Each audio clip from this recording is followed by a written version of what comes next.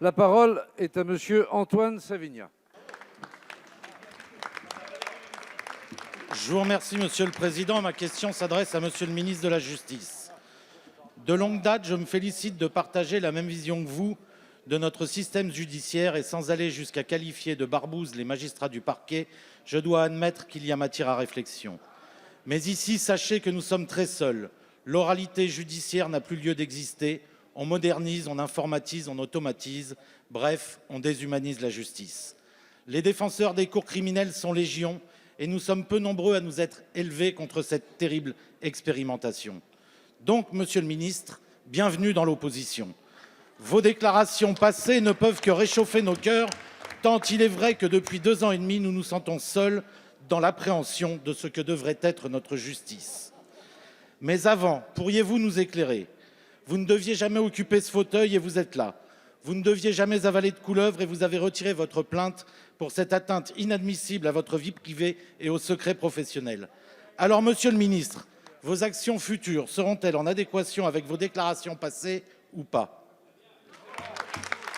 Merci. La parole est à Monsieur Éric Dupond-Moretti, garde des Sceaux, ministre de la Justice.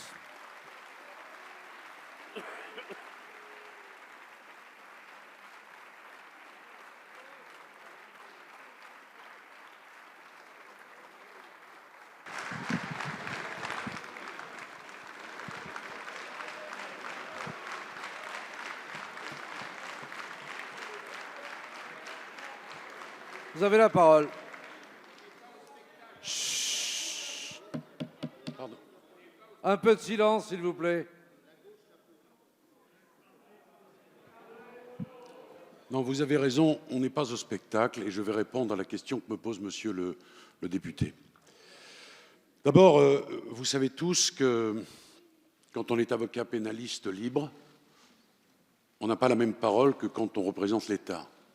Ça n'échappe à personne. Avez-vous toujours dit la même chose? C'est vrai qu'à un moment, j'ai dit que je n'accepterai pas cette tâche. Il doit y avoir une dizaine ou une quinzaine d'années. On va mettre un terme définitif. Non, je vous en prie, c'est déjà compliqué pour moi, c'est une première. Mais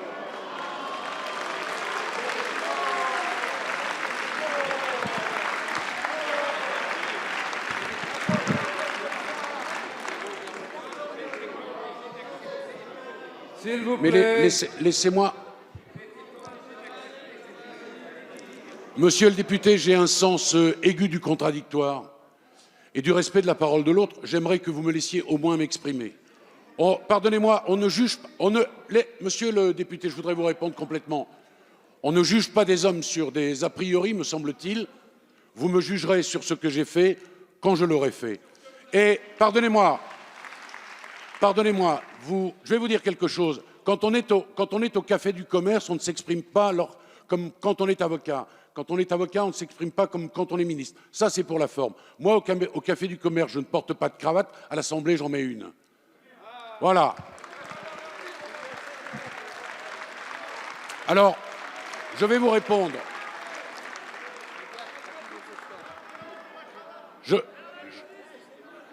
Je vais vous répondre.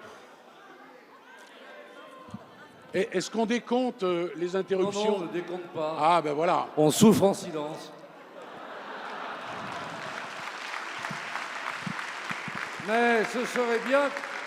Cela fait 3 fois que ma je parole vous rappelle a été alors. celle d'un homme libre, ma parole sera celle du ministre de ce gouvernement. Je remercie, je tiens à vous le dire, 2 choses très très vite. Le président de la République et monsieur le Premier ministre de la confiance qu'il m'accorde. Je veux travailler avec vous tous, députés de la majorité comme députés de l'opposition. Encore un mot, monsieur. Je sais qu'il est possible, parce que l'idée que l'on se fait de la justice... Mais ça va pas. Continuez.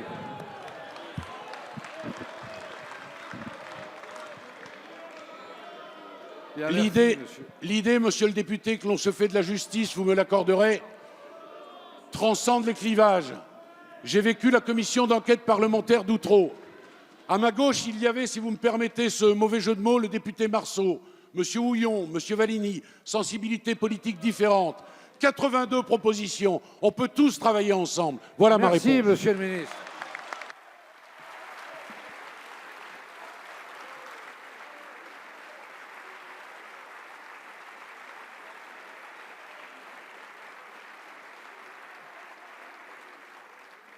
Monsieur le député, Merci, Monsieur le s'il Président. vous plaît, on écoute, monsieur Merci, Savigna. Monsieur le Président. Merci, Monsieur le Ministre. J'avoue que je reste un peu sur ma faim, mais j'entends votre appel et le fait que nous puissions tous travailler ensemble. J'espère que vous n'oublierez pas non plus les juridictions civiles, commerciales, prud'homales, administratives, le rôle du Conseil d'État aussi dans nos institutions au jour d'aujourd'hui, parce que tout cela est particulièrement important. Et comme vous l'avez dit à juste titre, vous voyez, l'exercice change, il n'est pas si simple. Ici, les mots ne sont plus rien. Les Français ont besoin d'action. Ils jugeront vos actes. Et je vous souhaite bon courage et d'être très bons. Merci.